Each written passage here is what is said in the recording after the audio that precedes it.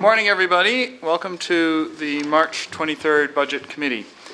Before we go any further, I'm going to read our usual statement that any member of the public wishing to speak further regarding an issue on the 2015 Budget Committee agenda may appear before Council at its meeting on March 30th, 2015 at 7 p.m., when the recommendations from this meeting will go forward for final consideration. If you wish to speak as a delegation, please sign the sheet located at the back of the room or notify the Clerk's Department no later than noon the day of the Council meeting. Any PowerPoint presentations must also be forwarded to the Clerk's Department no later than noon the day of the meeting. I have all members of the committee present. Are there any declarations of pecuniary interest? I see none. Very good. Before we go any further, are there any members of the public here today who wish to provide information? I see none. Very good. Members of committee, there are two items for our consideration within the addendum and the main agenda. And for both of them, I'm going to ask if Nancy Sully would like to provide any last-minute notes regarding the materials that have been provided in response to our questions. Through you, Mr. Chair, the Budget Committee agenda and addendum provide the responses to the request for information from the Budget Committee on March the 5th.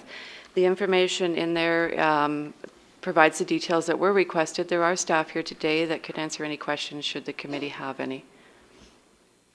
Are there any questions on any of the materials? Very good. Councillor Demoff? Actually, no, not on any of the materials, sorry. Okay, very good. Thank you very much. I appreciate you providing that information. So members of committee, there are in effect two items that need to be dealt with. The first is dealing with the receipt of the information that's been provided, and that would be item number 1, the additional information requested on March 5th and the supplemental information to report from Finance Department dated March 11th. Could I get a mover that the March 11th, 2015 and the March 18th, 2015 reports from the Financial Planning Department be received and considered as part of the budget deliberations? Thank you, Councillor O'Meara. Are there any questions on any of that? All right, then all those in... Sorry, Councillor Demoff? I would like to ask about the item E. I see Mr. Cozy has arrived, so I did have a question about what was planned and what we're changing on it. Okay, then let's deal with that. So you are referring to the recommendation that I've put forward for consideration, which is within the 2015 budget deliberations, and item, there's a, just so everyone's on the same page, maybe we could put that recommendation up on the big screen, please. I just want to make sure everyone's speaking about the same items. There was a numbering error that happened in the translation from a Word document to the recommendation document. Where if members of the committee could just look up here for a second. There's this one that came from the Clerk's Department. It has 1 and then it's got 2A, B, C, D, E on the first page. If you could strike out the number 2 so that it reads 1A, 1B, 1C, 1D, 1E, and on the second and 1F onto the next page, and then renumber everything so that the last number is number 11, please. And then I think everybody will be consistent. Okay, so you, I believe, are actually speaking about what I'm going to call number 2E, that staff reallocate funding for the Dorval multi-use trail from Upper Middle Road to Old Abbey Lane under project 533-41503 sidewalks on regional roads to other projects in this category and report back. Yes. Okay, go ahead then. So my question is just, I have a couple. First of all, what was approved in the ATM, the Active Transportation Master Plan, for that side of the road? And why have we gone to a multi-use trail? And what is the process that's been involved in implementing this so far? Through you, Chair Adams. The Dorval multi-use pathway is an initiative under our Active Transportation Master Plan. Every 4 years, the budget process takes a little longer than in a typical year. We're already into the capital year 2015, and actually this evening, as part of Community Services Committee, we're putting forth a report for approval of the Active Transportation Master Plan capital work for 2015, and included in there is the multi-use path along the east side of Dorval Drive. Recently, we issued notices to residents in the area about a public information meeting in order that they could look at some preliminary work that we've done. We were trying to have a chance at implementing this facility in advance of the Canadian Open in July. So we decided to move forward with some of the preliminary work so that we would have that opportunity, but obviously we were going to go through a public consultation process first for that work.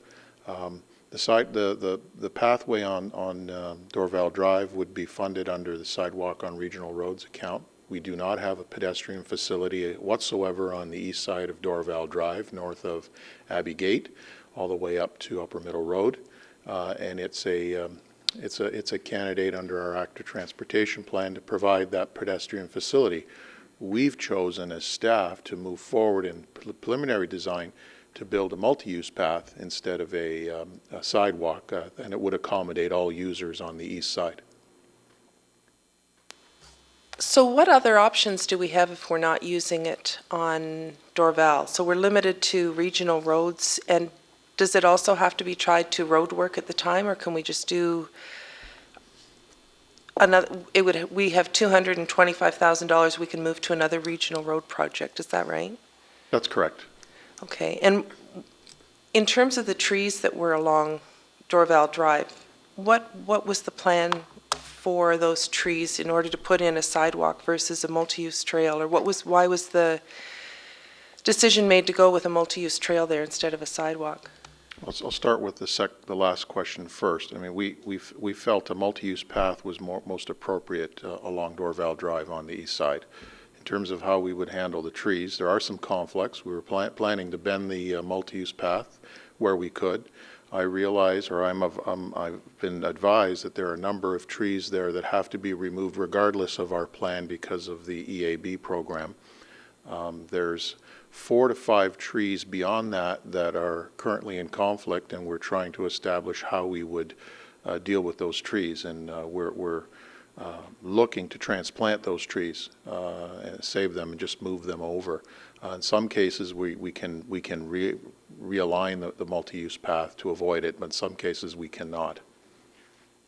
So when did we just recently plant trees along there, Dan? Yeah, our forestry Councillor, our forestry department planted trees about 3 years ago along the east side. That's my recollection. And I'll look to Chris if that's accurate, but it's about 3 years ago.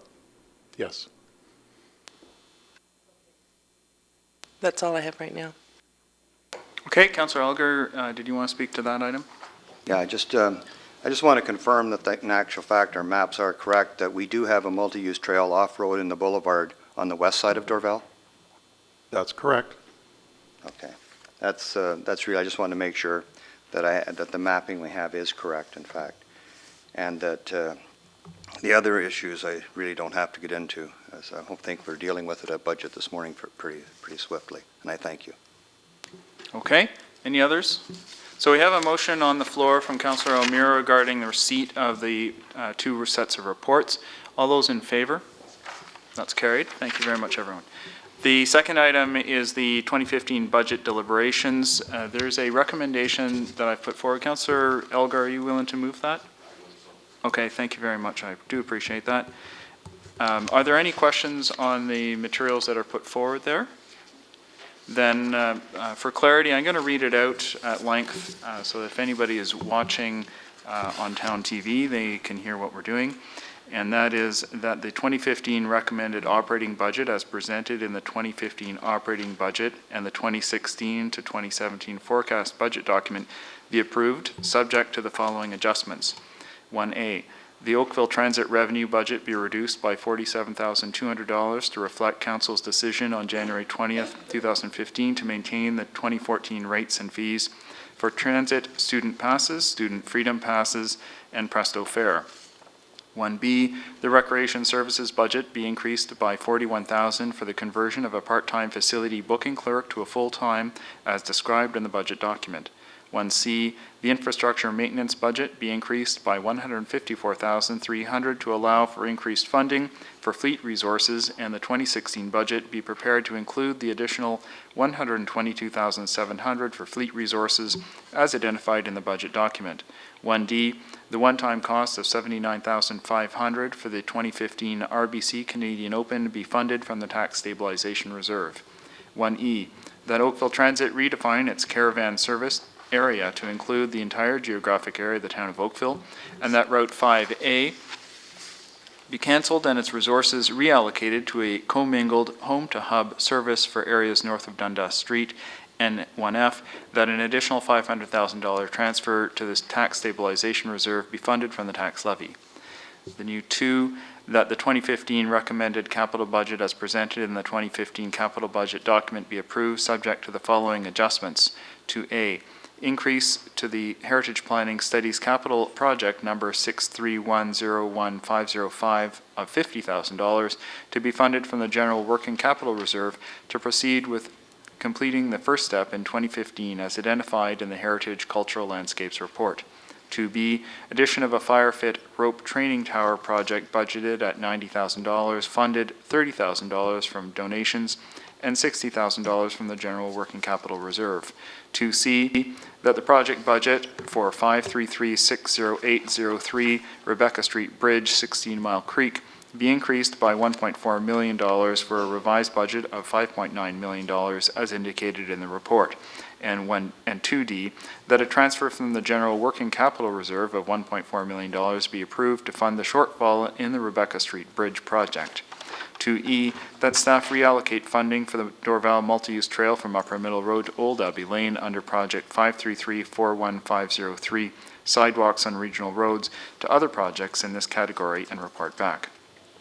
The new number 3, that the 2015 net Town of Oakville levy request of $165,118,200 be approved, resulting in a 2.79% increase in the town share of the residential property tax bill, representing an approximate 1.7% overall residential tax rate increase, and that the treasurer be authorized to confirm and adjust these amounts if required prior to council's approval of the budget on March 30th, 2015.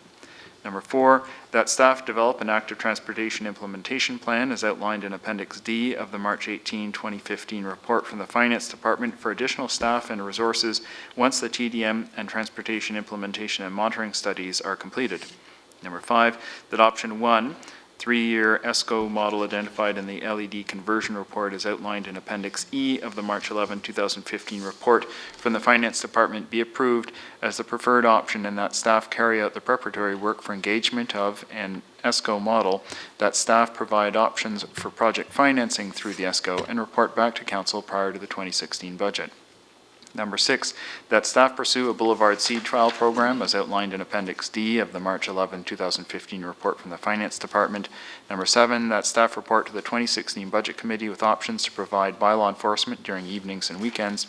Number 8, that staff report back on the ability to include the Wycroft Road Extension Capital Project in the 2016 to 2025 capital forecast. Number 9, that staff identify projects that are or could be made shovel-ready should infrastructure funding become available, and report back on any steps that would be necessary to make projects shovel-ready, such as the Wycroft Road Extension Capital Project. Number 10, that funding for the road resurfacing program be referred to the 10-year capital plan process, and that staff report on funding for the program beyond the $10 million annual levy for 2020 and beyond. And finally, 11, that in addition to Council's direction to keep overall property taxes in line with inflation for 2016, the 2017 and 2018 budgets be prepared, keeping overall property tax increases in line with inflation. That's the motion that's on the floor. Are there any questions or comments? Councillor DeMoff? I just have a question for you under number 10. It says $10 million annual level. Is that level or levy? Level. Okay. It's within the forecast currently, we have a program that adds $750,000 each year. So it's once we get to that's 10 fine. million. I thought I heard you say levy when you were reading it, and I wasn't sure which one it was. So that's fine. Thank you Thank for clarifying my pronunciation. Any others? Then, first of all, I want to thank all the members of the committee for their help over the last few weeks as we've been going through the process. I just wanted to outline for you that the resulting 1.7% that we're speaking about is lower than all of the local municipalities. Burlington's levy overall is 2.06, Milton's urban number is 1.73, Mississauga's 2.2, and Toronto's is 2.57 on an apples-to-apples comparison when you look at the overall increase. And the Toronto CPI figure for February 2015 was 1.8%. So in terms of where we stand, I think we're in a good position, and we're well placed for future years to maintain our record on this. So thank you very much, everybody. I have appreciated the discussions that I've had with all of you, as well as various members of the public over the last few weeks. We've had a good process, and I do appreciate all the work that our staff members have done in not only preparing the original document, but also responding to the many questions that we asked of you a couple weeks back, and your ability to put together all of those various reports and memos was appreciated. So thank you very much. Any others? Then all those in favor? Thank you very much. Very well done, everybody. That passes, and that deals with all the information and materials before us.